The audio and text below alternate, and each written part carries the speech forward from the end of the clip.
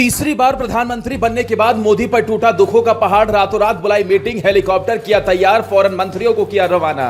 पहली बार इतने भावुक हुए मोदी, पल पल का लेते रहे अपडेट। इतने बड़े हादसे ने हर किसी को हिला दिया। सोमवार की सुबह ट्रेन हादसे से सहम गया पूरा देश। दिल्ली में मोदी ने बुला ली हाई लेवल मीटिंग। महज 180 मिनटों में रेल मंत्री रवाना। आखिर किसकी लापरवाही से गई जाने। 10 सेकंड के अंदर पलक झपकते ही कई घरों के बुझे चिराग, 30 से ज्यादा घायल। ट्रेन हादसे के कसूरवार को मोदी देंगे सरेआम सजा। 2 ट्रेनों की टक्कर के बाद हिल गया पूरा सिस्टम। कैसे फेल हो गया सबसे आधुनिक कवच सिस्टम।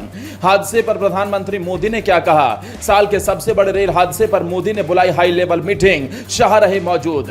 8 लोगों की मौत के गुनहगारों की लिस्ट मोदी की टेबल पर आई। 1 घंटे के अंदर हो गई एक्शन की तैयारी।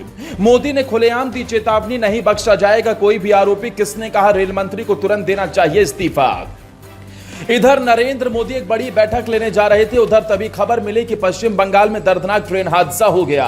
मोदी ने सारा कामकाज छोड़कर तुरंत शाह को लगाया फोन। फौरन बुलाई हाई लेवल मीटिंग। रेल मंत्री को मौके पर किया रवाना। मिनटों में शुरू हो गया रेस्क्यू ऑपरेशन। ऐसा हादसा जिसके बाद ट्रेन में बैठे लोगों की जिंदगी हर सेकंड के साथ खत्म होती जा रही थी। तुरंत हेलीकॉप्टर को रवाना किया और ऑपरेशन शुरू किया गया। सुबह 9 बजे से ही रेस्क्यू ऑपरेशन चलता रहा। जैसे जैसे लोगों को ट्रेन से निकाला जा रहा है, वैसे वैसे मौत का आंकड़ा भी बढ़ता जा रहा है। इतने बड़े रेल हादसे के बाद मोदी ने तुरंत अपने आवास पर हाई लेवल मीटिंग बुलाई और पूरी अपडेट लेते रहे। मोदी की जिंदगी में तीसरी बार प्रधानमंत्री बनने के बाद यह सबसे बड़ी घटना थी जिसने उन्हें पूरी तरह से हिलाकर रख दिया। लेकिन साल के सबसे बड़े ट्रेन हादसे पर मोदी ने चेतावनी दी, दोषियों पर सख्त कार्रवाई होगी, किसी को बख्शा नहीं जाएगा। लेकिन सबसे बड़ा सवाल उठा कि ट्रेन हादसे का असली गुनहगार कौन है। किसकी लापरवाही के चलते कई लोगों की जिंदगी खत्म हो गई तो 30 से ज्यादा लोग जिंदगी और मौत से जूझ रहे हैं। पल भर में पूरे देश में चीख पुकार मच गई। प्रधानमंत्री नरेंद्र मोदी ने इस पूरे मामले पर क्या कहा, दोषियों पर किस तरीके की कार्रवाई की जाएगी, कौन आखिर दोषी है, सारी बात आपको बताएं। लेकिन सबसे पहले सबसे ज्यादा जिस बात की चर्चा हो रही है वो है इंडियन रेलवे का कवच सिस्टम। उसके बारे में जान लीजिए। यह कवच सिस्टम 2022 में लॉन्च किया गया था, जिसके बारे में कहा जाता है कि इस ट्रेन हादसों को रोका जा सकता है। दावा किया गया था कि अगर 2 ट्रेनें एक ट्रैक पर आ जाएं तो सिस्टम खुद ब खुद अपने आप दोनों ट्रेनों को रोक देगा। लेकिन सवाल है कि फिर बंगाल में ट्रेनों की टक्कर कैसे हो गई। इसका जवाब आपको देंगे, लेकिन यह हादसा कैसे हुआ पहले उसके बारे में जान लीजिए। सोमवार सुबह के करीब 9 बजे का वक्त था। पश्चिम बंगाल में एक बड़े ट्रेन हादसा हुआ। यहां खड़ी एक्सप्रेस ट्रेन के पीछे से मालगाड़ी ने टक्कर मार दी। घटना के बाद ट्रेन के पीछे की 3 बोगियां पूरी तरह से क्षतिग्रस्त हो गई। स्थानीय पुलिस ने इस हादसे में 8 यात्रियों के मारे जाने की पुष्टि की।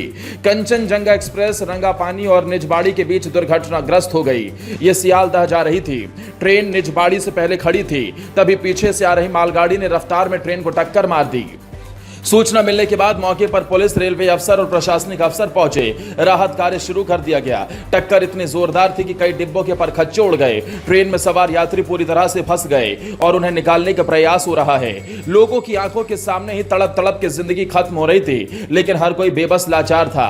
किसी के हाथ में कुछ नहीं था। ऐसा लग रहा था कि मानो इंसानी जिंदगी के सामने मौत तांडव मचा रही हो। लेकिन इस हादसे के बाद से ही इंडियन रेलवे के कवच सिस्टम पर सवाल खड़े हुए, क्योंकि इसके बारे में दावा किया जाता है कि सिस्टम ट्रेन हादसों को रोकने में पूरी तरह से कामयाब हो सकता है और आपस में टकराव की स्थिति पैदा नहीं होने देता।